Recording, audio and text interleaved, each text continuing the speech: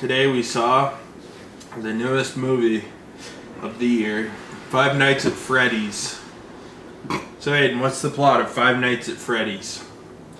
Five Nights at Freddy's is about Hunger Games PETA, who gets a job at Freddy Fazbear's Pizzeria, which is like Chuck E. Cheese, but the animatronics are possessed by ghost children who were killed by a pedophile played by Matthew Lillard. And that sounds like spoilers because it technically is, but pretty much the second you see Matthew Lillard, you're like, okay, that's the bad guy.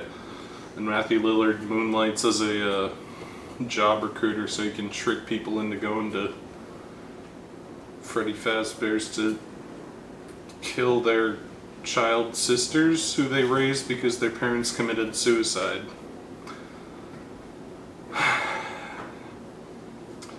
And then he turns the children ghosts into ghost robots.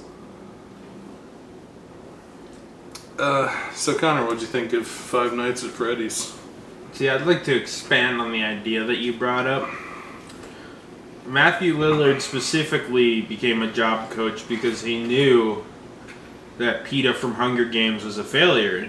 No, he didn't. Yes, he did, because he killed PETA's brother back in the Bite of 87, I know that, bro. But that was a coincidence, because when PETA's in the job recruiting room, he's like, I can't help you, I don't have any jobs, and then he sees his last name and says, your last name is Smith? Because he recognizes the name, and then he's like, so it was just like a coincidence, I guess. Okay.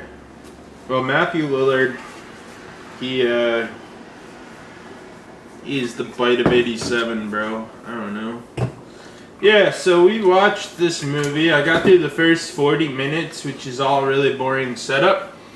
And at the end of the setup, when Freddy appears for the first time, seconds after Freddy first appeared, I passed out for 40 minutes and woke up long enough that a couple of the side characters that were evil and doing devious things had died. They die off screen.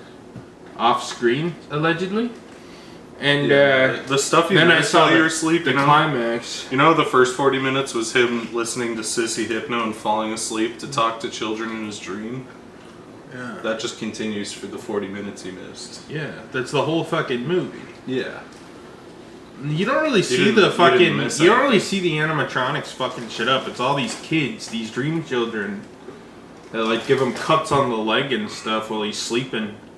And there's the weird cop lady that's there, and she's like, you gotta be careful at Freddy Fazbear's. We all loved this place in the 80s, but unfortunately, there's dead children in the robots. The acting was horrendous throughout. Like, everybody's bad. Horribly bad. The line delivery sounds unnatural. It almost sounds like none of them are natural-born English speakers. This whole thing looks and feels like a YouTube fan film, of which we've reviewed many in the past. Yeah, it does.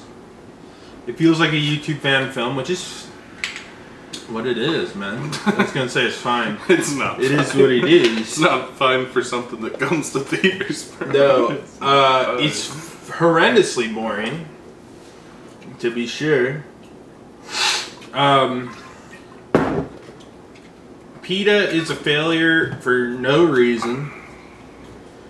You know, there isn't like a particular it's supposed to add some drama with his aunt that he's kind of a failure, but none of that really matters. Nothing really matters in the plot, because the end, it's all set up for the last 10 minutes where he fights the animatronics with tasers, and the animatronics turn on Matthew Lillard because the little girl makes a drawing of how he got killed.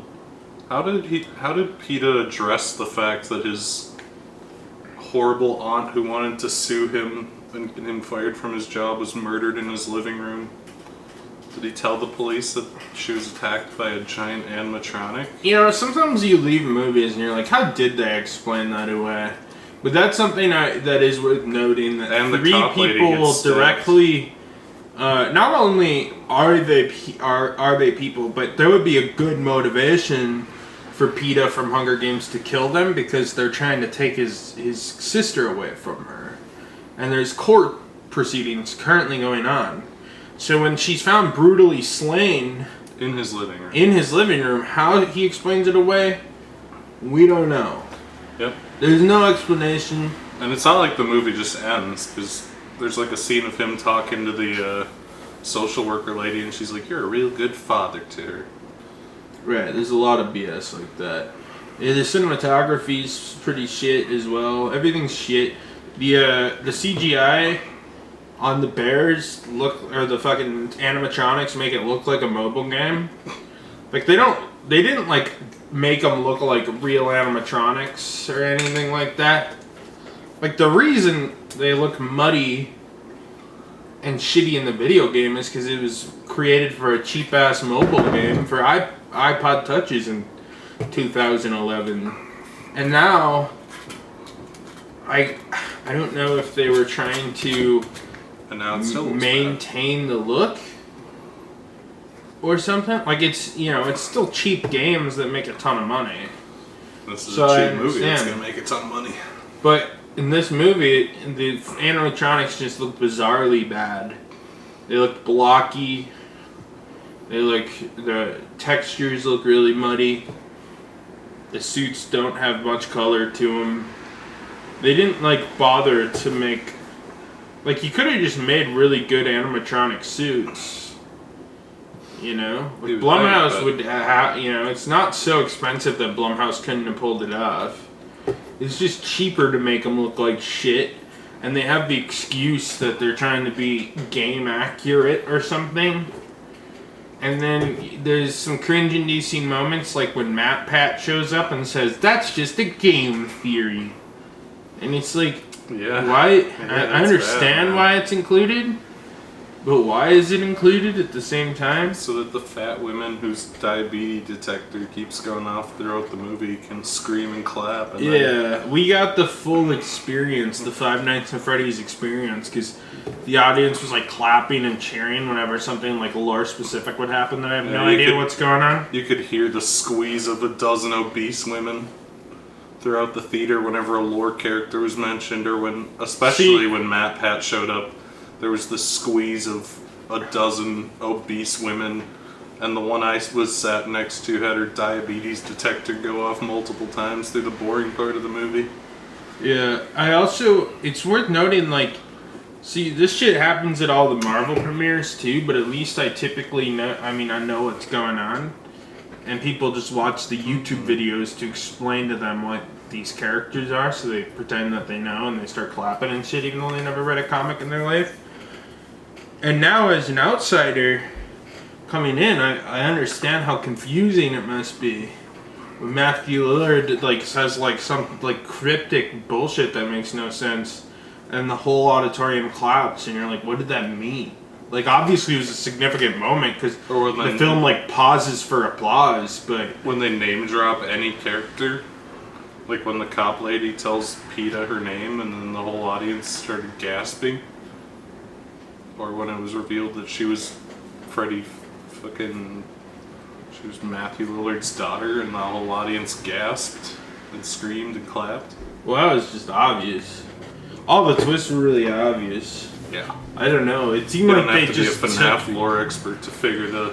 I feel like Blumhouse and FNAF probably had to legally invite Matt Pat, since he must have some executive producer credit for just making up their entire lore to make clickbait videos.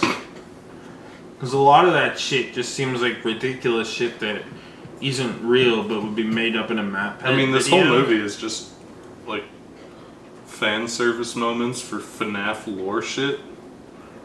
Ugh. To get the kind of people who watch Matt Pat videos to clap and cheer and gasp. Yeah. Alright, well, Aiden, what did you think of Five Nights at Freddy's? It stinks, man. It's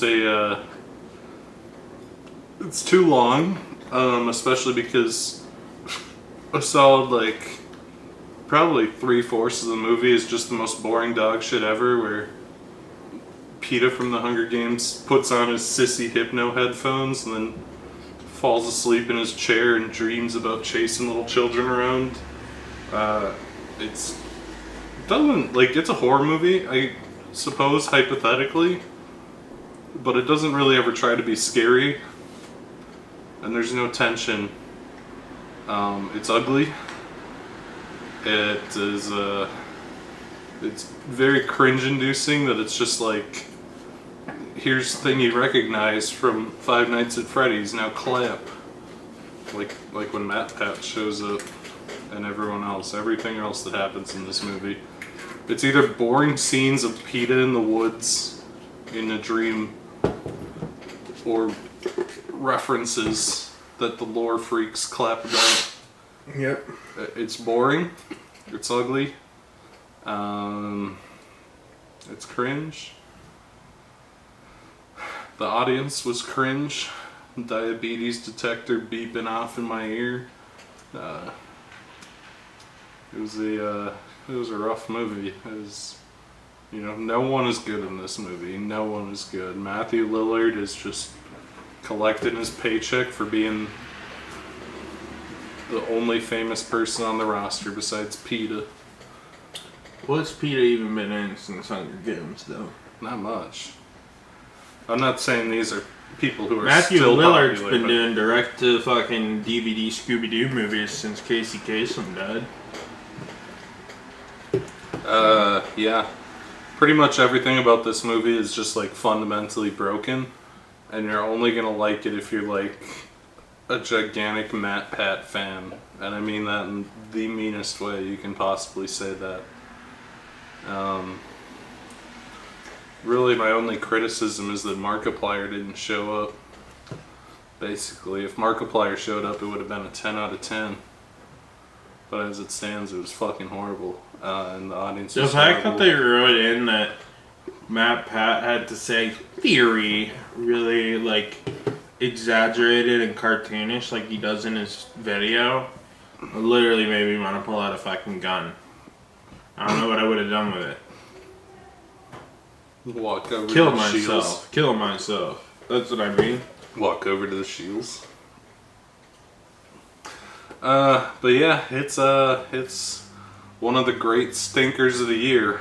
It's yet another half-star stinker to go alongside Winnie the Pooh, Blood and Honey, and Ant-Man Quantumania, And among others. among others. It's hard to watch. I don't have a lot to say about it because it's kind of a nothing movie. Unless you're like a Matt Pat fan, it's a movie made for Matt Pat fans in the worst way possible. Anyway, would you recommend Five Nights at Freddy's? No. Aiden, would you recommend Five Nights at Freddy's? No.